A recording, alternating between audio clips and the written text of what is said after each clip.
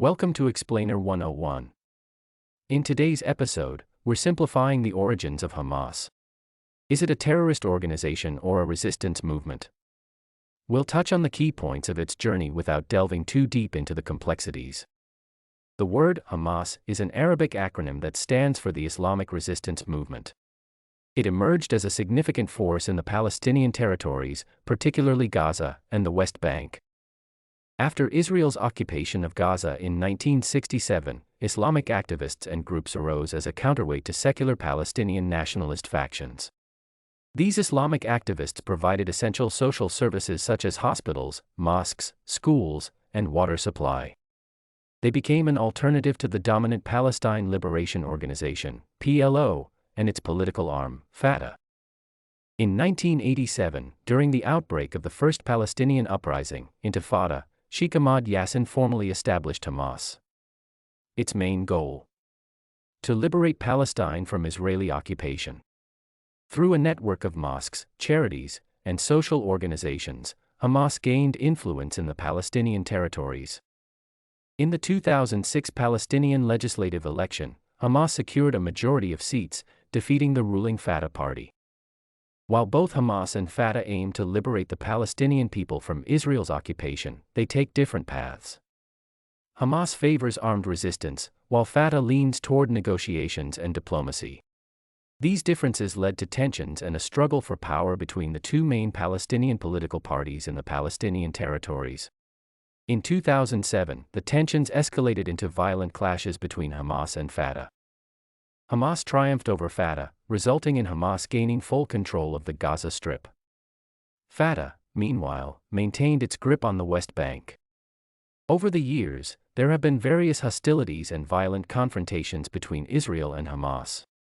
Notably, between December 2008 and January 2009, a three-week violent conflict ensued between Hamas paramilitary groups and the Israel Defense Forces, leading to about 1,417 Palestinian deaths and 13 Israeli deaths. In November 2012, Israel initiated a series of airstrikes on Gaza, leading to an intensified response from Hamas with more rocket attacks on Israel. The conflict persisted until a ceasefire was agreed upon by both sides. In July 2014, a violence commenced with Israel's military operation in response to the kidnapping and murder of 3 Israeli teenagers by Hamas-affiliated militants. The conflict escalated as Hamas fired rockets into Israel from the Gaza Strip, sparking a 7-week-long confrontation. The violence resulted in over 2,000 deaths, mostly Palestinians, along with 6 Israeli civilian casualties. From May 10 to May 21, 2021, there was a surge of violence in the Israeli-Palestinian conflict. This period was marked by widespread protests, rocket attacks by Hamas and Palestinian Islamic Jihad, and retaliatory airstrikes by Israel in Gaza. The crisis began with protests in East Jerusalem over the expected eviction of Palestinian families. These protests escalated into clashes, which led to global protests and responses from world leaders. The ensuing violence resulted in the deaths of at least 256 Palestinians, including 66 children, and 13 Israelis, including 2 children. Since October 7, 2023, an armed conflict has been taking place between Israel and Hamas-led Palestinian militant groups. The conflict is mainly centered in and around the Gaza Strip. It all started with a surprise attack by Hamas on southern Israel, followed by extensive Israeli military action, including aerial bombardment and ground invasion. Clashes between the two parties have also taken place in the West Bank and along the Israel-Lebanon border. Hamas has launched a barrage of rockets, resulting in Israeli casualties and captives. In response, Israel has carried out a devastating bombing campaign and ground invasion. Thousands of Palestinians in Gaza have lost their lives, while many others are missing or displaced. The military actions carried out by Israel have caused significant damage to infrastructure and civilian property in Gaza, resulting in a severe and persistent humanitarian crisis. The situation has been made worse due to the blockade and strict limitations on access to Gaza. Unfortunately, at the time of publishing this explainer video, the hostilities are still ongoing, and there is no end in sight.